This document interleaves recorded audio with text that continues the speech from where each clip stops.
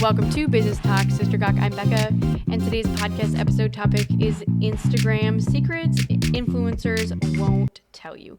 And I would say that this is part 2. We just did an episode on this a little bit before, and the short summary of that was use consistent hashtags, do more reels than still photos, and use captions because that's important to getting people who are doing it with the volume off to listen or to see your stuff. Okay, so then, and with me today, Mia is back. I'm here. Mia Holmes, by the way, who's an artist, a resident artist here at the Diletto Studio. So we are... I live here. Just kidding. She does not live here.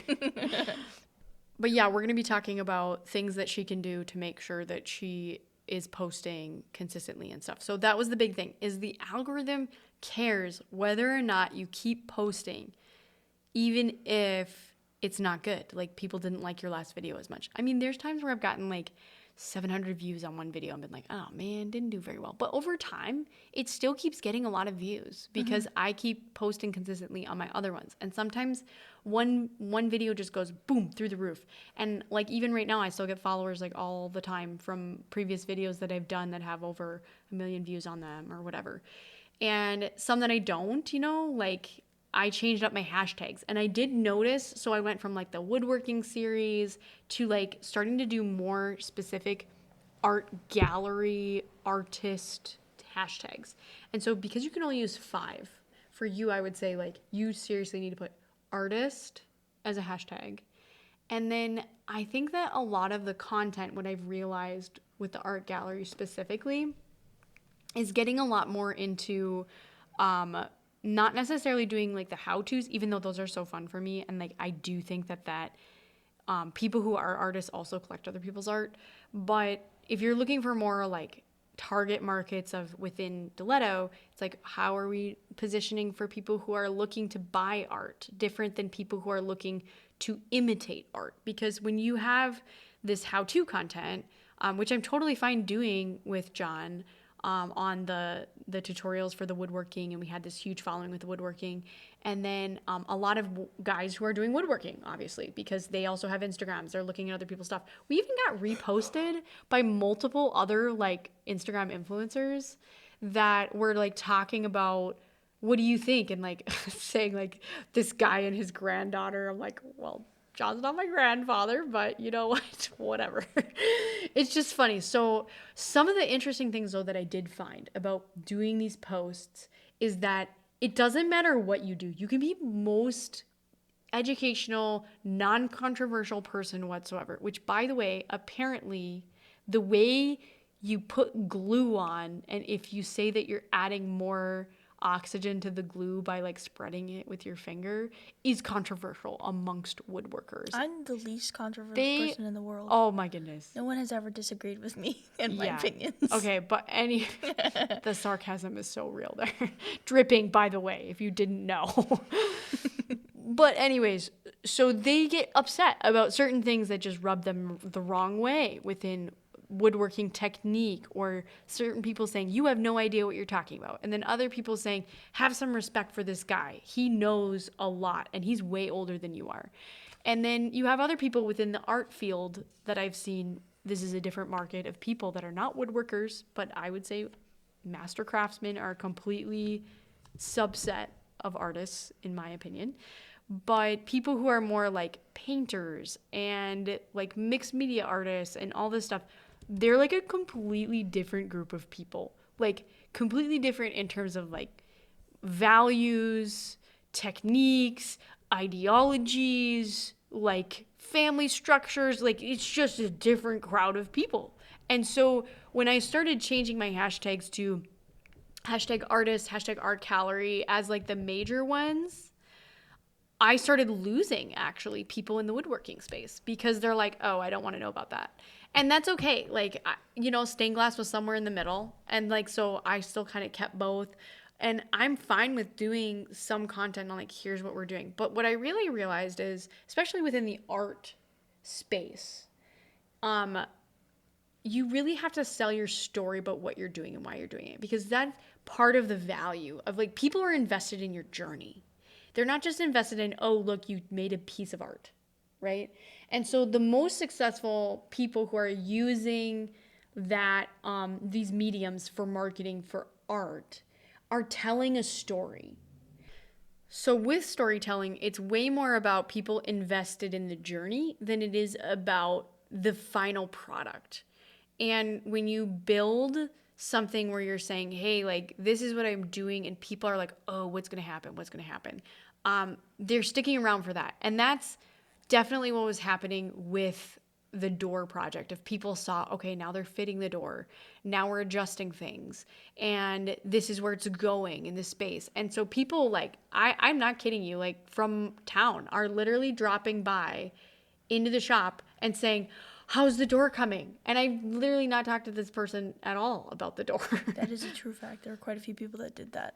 While you've been here? Yeah. Just walked in? No, not currently, but like when we were doing that series, that's I would right. be in here. That's right. Yeah. Yeah. So people really do follow. Like, even if you are like, okay, I'm not looking for a global audience. I just want like a local, because I have a storefront in my community and I want people to come visit my storefront.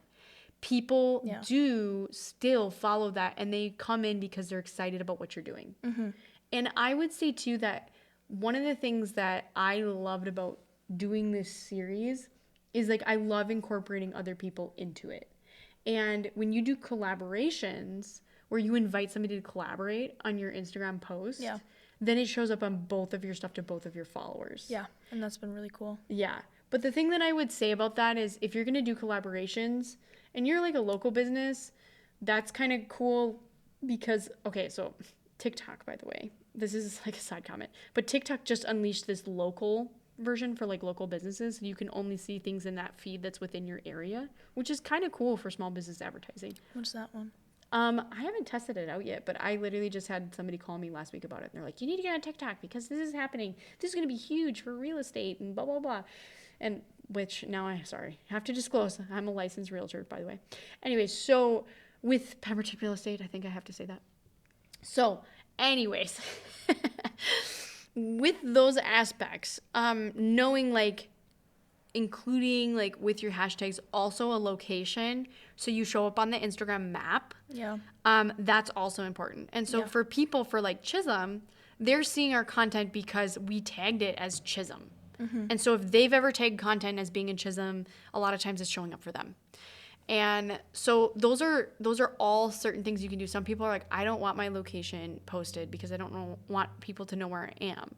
Well, you don't. I just put Chisholm. Like, I don't even put like Deletto, here's our address, right? Mm-hmm. But like Casey Drug has their address. I've always thought about just being like, at Casey Drug because they're right next door to us. Mm-hmm. But I don't actually know how to do that part of like putting our address on Instagram. I'll show you how. Oh, okay. Well, we have to set up like a Google place. Oh, first on Google. Mm-hmm. Okay, well, that's interesting because I was going to get into that next. Well, I would like to hold on a moment. For all you artists out there, this is Mia talking. I know we sound so the same. But I have been doing, so I recently just opened up an entirely new account for my art and kept my old art account that shows all my progress, everything that I've done as my personal account because Becca thinks that I post too many memes on my story. Okay, but there's a very big difference between having a personal account and a professional account. Well, yeah, so if you want to see my journey, you'll have to go to my personal and get over all of the memes that I post. But one thing I have learned in posting this new account, you guys, is that I hate posting on Facebook before because I was like, oh man, I don't want any of my family to see what I'm doing because I posted all these memes. But now that I have this professional account, I can go through and be like, oh yeah, post both on Facebook and on Instagram. And I get I've gotten more comments on my 3 posts that I have on my Facebook account than I have in the entirety of having this 3-4 year long having an Instagram account for my art progress because all of my mom's friends and my friends are all these boomers are commenting on my stuff like, you go girl and you're doing so good. I'm like, yes. Oh my gosh. So it's good. Your mom's best friends that are all praising you because you're the daughter. Like, that's great. You know what? I once had, oh, we're going to get to that later. Never mind. That'll be the GOG. Well, we already have a GOG. We'll do both. Okay. One okay. each. One each. All right. So the next thing I was going to say about that is yes, absolutely. So now that you have the Instagram, so things have changed a little bit. So within Meta, which is like the business platform, which by the way, if you ever have issues, you should totally have a business account anyways, because there's a business phone number you can call. Nobody with a personal account on Facebook can call Facebook. But if they think you're going to spend money with them, they will let you call them. And they'll even do a screen share with you, by the way. Like, Facebook will? yeah. Oh. I recently did that. It took me like 5 hours to get some stuff figured out with Facebook, but it was worth it.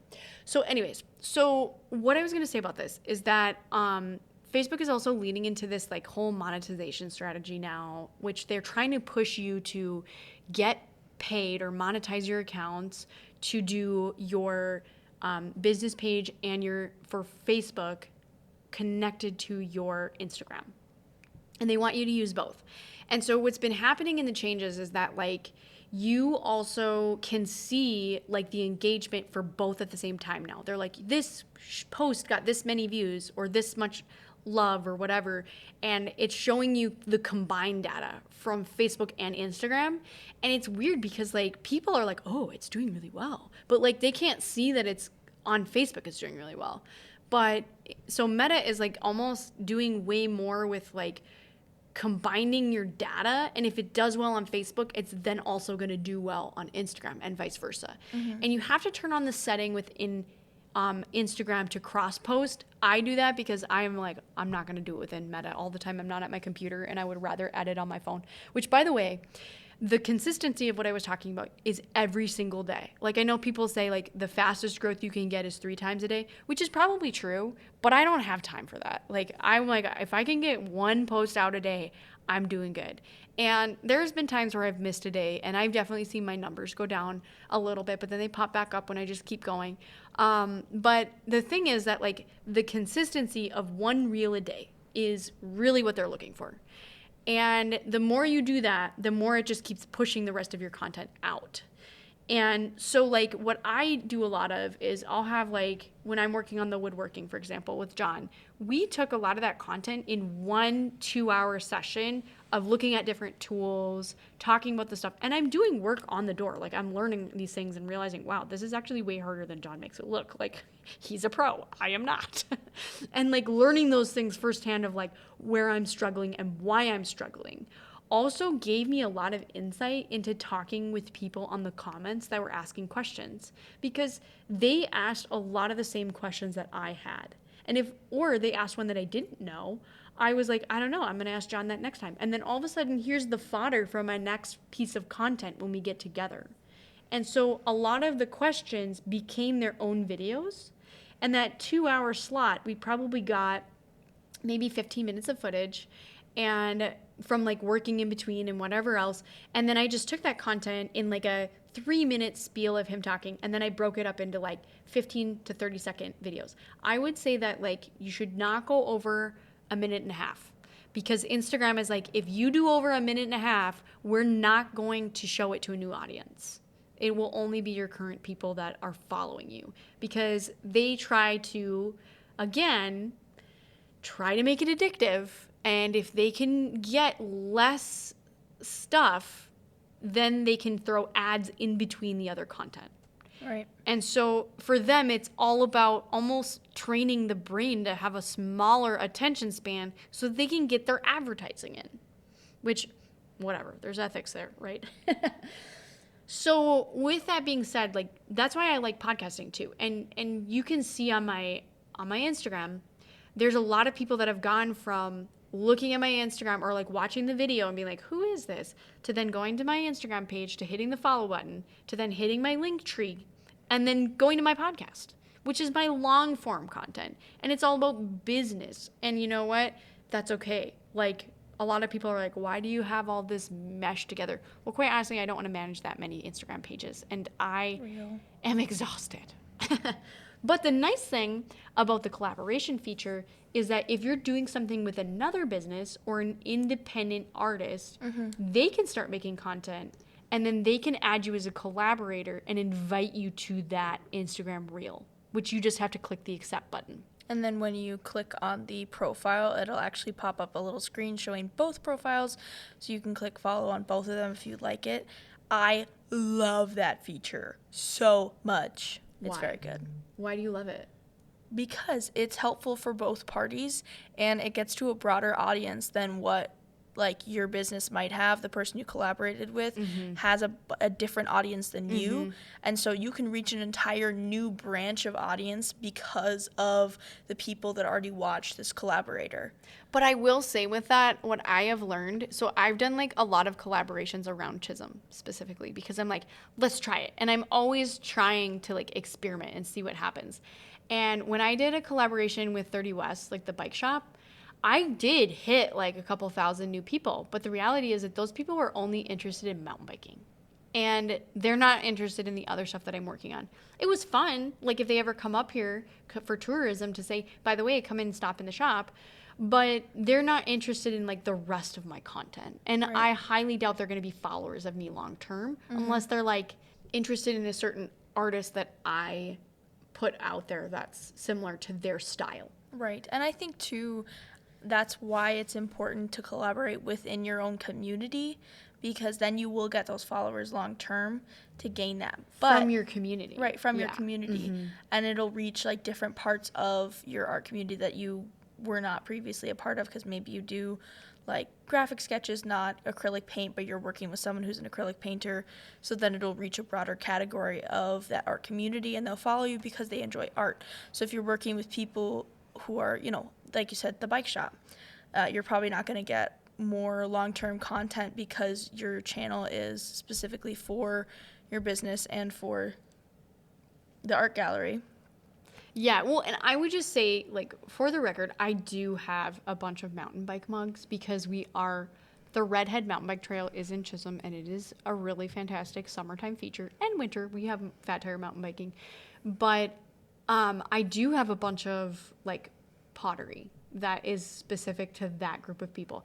And the new art installation that I'm working on is a mountain biker because I want people in that group within our community to feel that they have a place in our town. Right. And I want them to post stuff about being in Chisholm. Right, and that was going to be my next point, is that even though you're posting with people who don't have the same audience as you, I still think it's very valuable to do so that you can spread not only your content but someone else's to other individuals who haven't seen it before.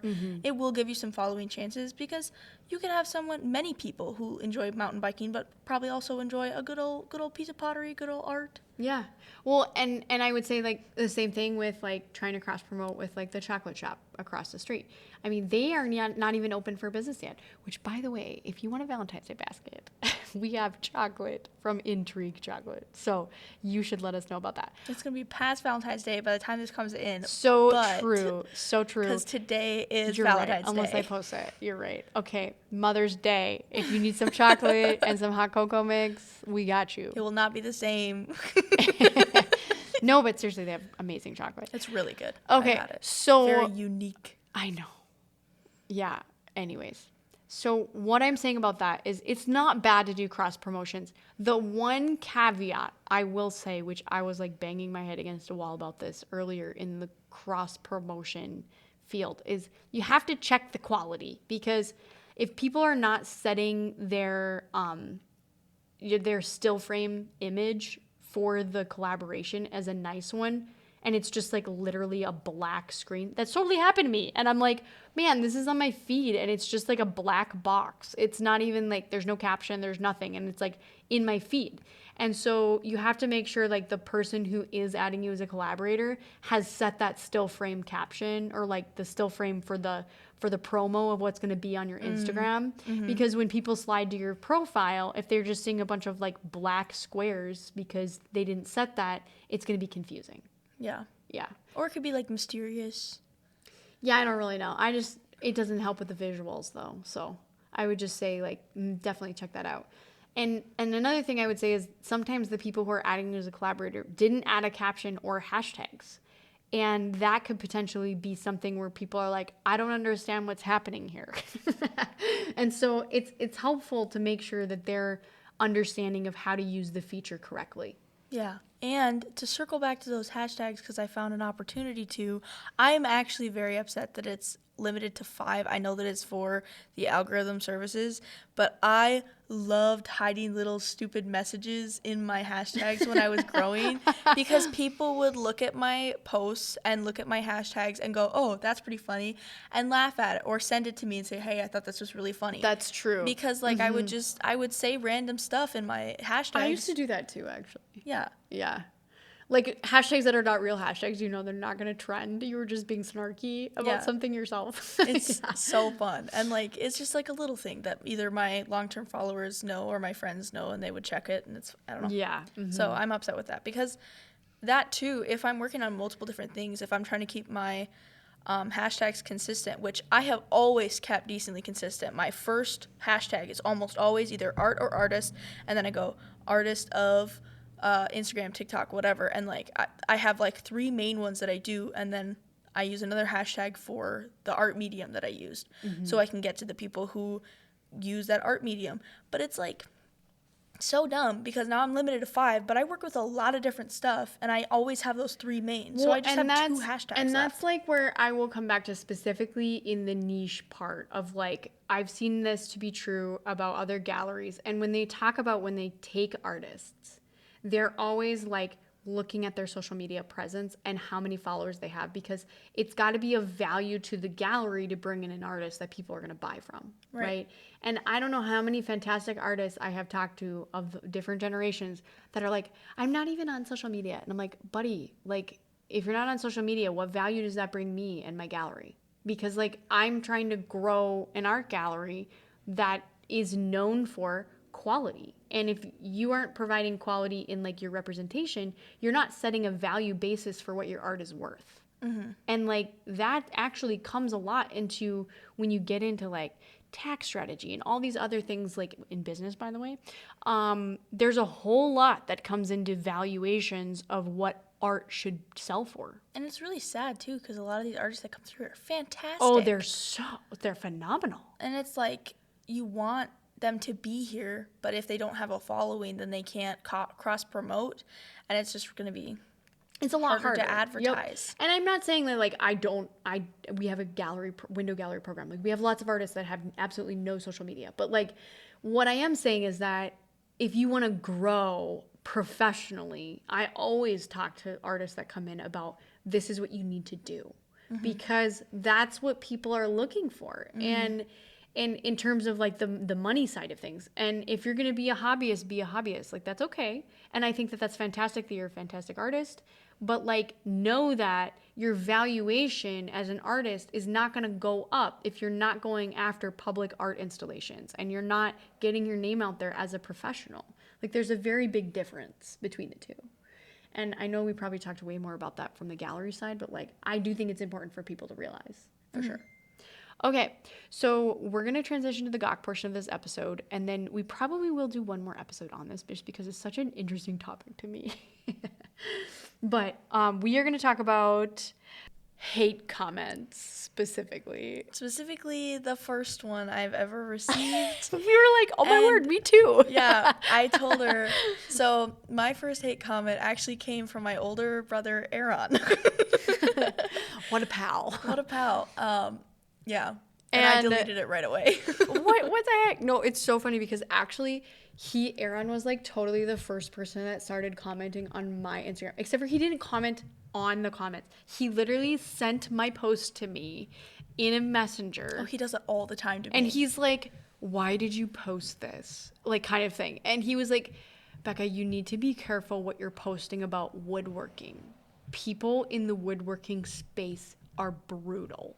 And I was like, that's very kind. Like, he was like, basically like, stop doing this. You're going to get yourself emotionally crushed. And I thought, oh, that's so kind of him to think of like my emotions and like tell me that I'm about to enter a space of people that could pummel me on the internet. Yeah. But I was like, you know what? Like, the other thing that was helpful for me about this is that I was not personally like the target of everyone's like anger. Yeah. You know what I'm saying? Like if it was just me, I'd be like, oh, you hate me. But like when they're like, oh, like John doesn't know what he's talking about, whatever. I'm like, whatever, man. Like this guy like knows what he's talking about, and I love him. So like I don't really care what you think. And like he'll go and comment on like any memes that I post. Like I posted this one. Aaron will. Yeah, and I thought it was really funny, so I'm gonna say it's not inappropriate. It was just like I love how you caveat that for me. Okay, go ahead. Okay, it was saying like stop smoking Camels with the mammals and come smoke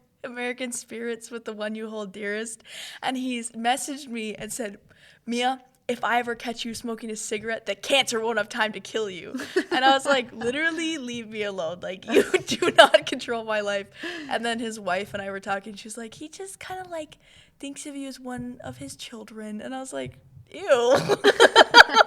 Well, it's funny. I love him. He's though. so funny because he'll like, just like insert himself into like, I care deeply about you, and I'm gonna say something like super mean to make you think about what you're doing. And it's not even like it's mean all the time, but it's more just like I need to like protect you. Yeah. And Which, I like tough love. Appreciate well, that's it. very kind of you, but I'm gonna keep doing what I'm doing. Thank you very much. Yeah.